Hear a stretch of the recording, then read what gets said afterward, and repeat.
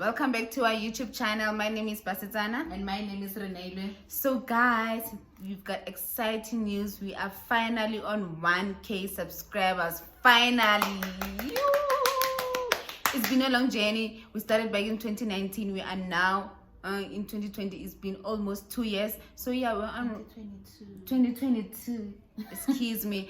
So we are finally on 1K subscribers. It's such a wonderful milestone that we have achieved, and we are hoping that we're still going to grow our channel more than this. So yeah, so we really appreciate your support. Tell us, what have you enjoyed about our channel, your favorite video, what have you learned most in our channel, what are you looking forward to, what would you still like to learn? We really like to hear that feedback. So for this video, we'll be dedicating it to celebrating 1,000 subscribers. So we really like to talk about how far we've come in our finances, what mistakes have we made, what have we learned, what do we think of a certain topic. So we're really gonna dedicate that into that. So if you really like this video, please give it a thumbs up, comment down below, give us feedback, and tell us all about your financial literacy lessons. So yeah, I think one would say when we started this YouTube channel, we didn't really have a specific niche to say that we are going to concentrate on financial literacy. We looked at YouTube and we just thought, you know what, whatever interests us, we're just going to take a video and post it, and hopefully we'll get views and grow the channel and whatever. But then as time went by, we realized that when we did topic that associated with financial literacy, we really enjoyed that, and we thought, you know what, this is something great. This is something that we should make our niche, educate other youngsters, because as we know, money is something that is not discussed mostly in our peers, in our families.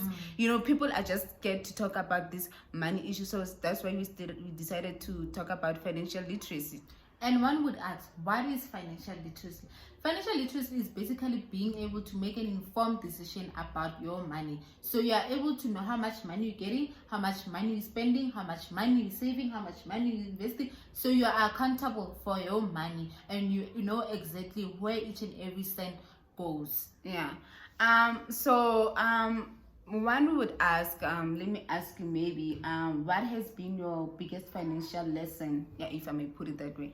Yeah, hey, that is a very important question, because since I started working and going through this process of realizing that I need to be financially literate, I realized that I've had some hiccups along the way. So I think the most financial mistake that I've made was buying my first car, which was the Polo Vivo. And the biggest mistake I made was going to a car dealership and saying, you know what, this is the amount I want to pay. Yeah, I want to pay 3,000. Make it happen. Yeah. And they didn't ask me. Let me not say they didn't ask me, because it was my responsibility to ask. I didn't ask what would be the interest rate for that.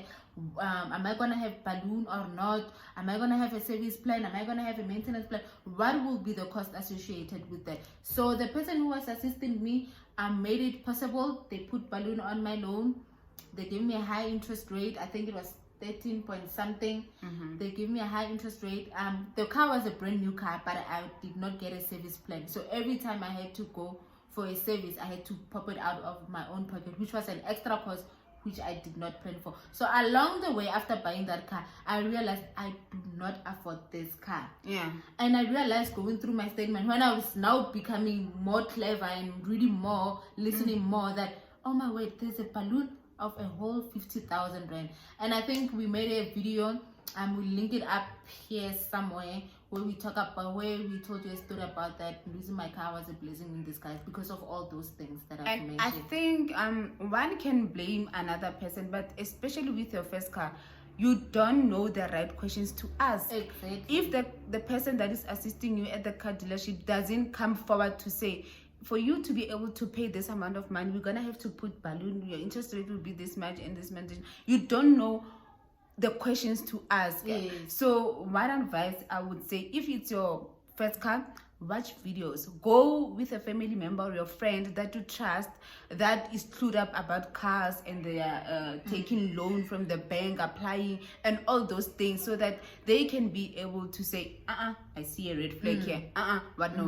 But the thing is, financial money to talk about it, to say I'm going to buy a car. Look, no, I just want to surprise people. That's the problem. So you end up making wrong decisions. Big mistakes, eh? Big mistakes. And I would also like to ask you a question. What is the most important between savings and investing?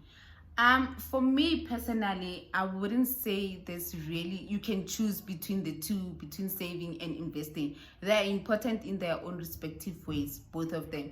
For savings, I believe it's something that you will do if you've got short-term goals, like you're planning to go on a holiday, maybe in 6 months' time, in a year's time.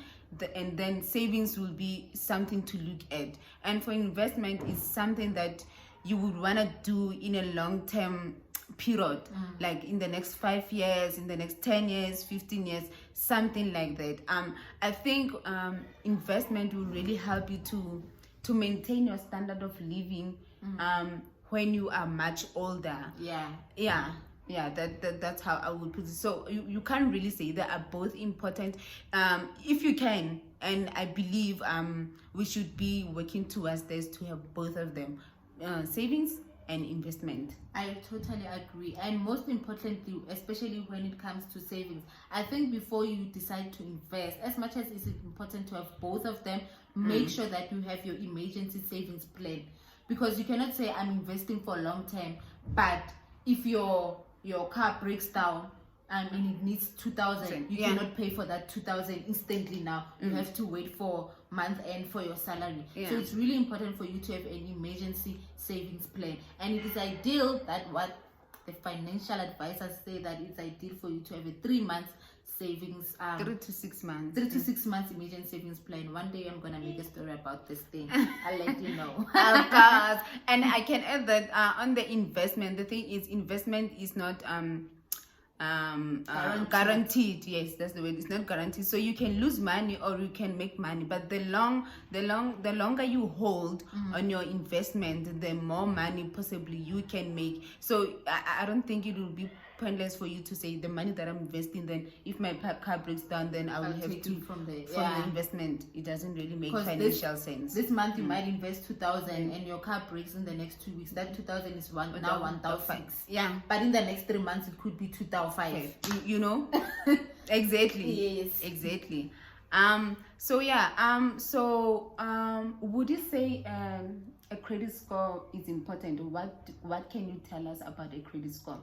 Okay, a credit score is very much important, especially in our age group. So because we, in this YouTube channel, we are targeting people who are just starting to work, and from your 21 to 22 years old, 35 to 40 years old, we are in the age group of taking loans, of taking car loans, of taking house loans. So for you to have a good credit score, it would really work into your advantage when you go to that car dealership and say, I want a car that is worth 250,000, and then they can tell you, option no, we are gonna offer you an interest rate of 12%, and you say, but I do not owe anything, my credit score is great, I've got a credit score of this much, can you please do the things, negotiate? And if they're not willing to, you go to another financial institution and try your luck there. It will really be ideal for you to have a credit score of a 650 out of 705, so that your financial institution can take you seriously and offer you the best interest rate when it comes to your loans. And for us, we are using the creditscore.com to check our credit score on a monthly basis. It's basically you just register there, and then it gives you a report on a monthly basis. And the great thing about it, it will show you the debt that excuse me. So tell me, how has budgeting been for you? Has it been working for you? What can you tell us about it? Budgeting, I think for one thing, it has been working for me because I can really say I know where is my money going.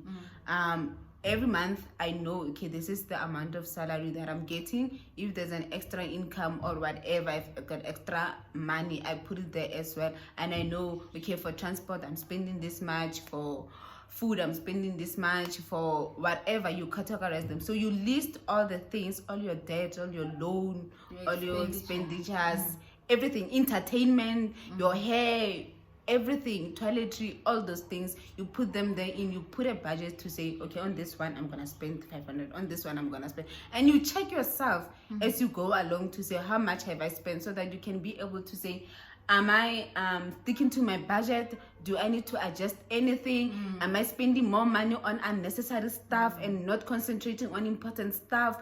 Things like that. So it really helps for one to have a budget. It is something that can really work. You know, even on my budget, I even put bank fees. Yes. Something that someone would say, how much is bank fees? Yeah. But you know what? It's very important that you become realistic about your budget. Yeah. Don't put 200 on your hair while you know you're gonna spend up to 5. You can spend up to 500 on your hair. So you really need to be realistic.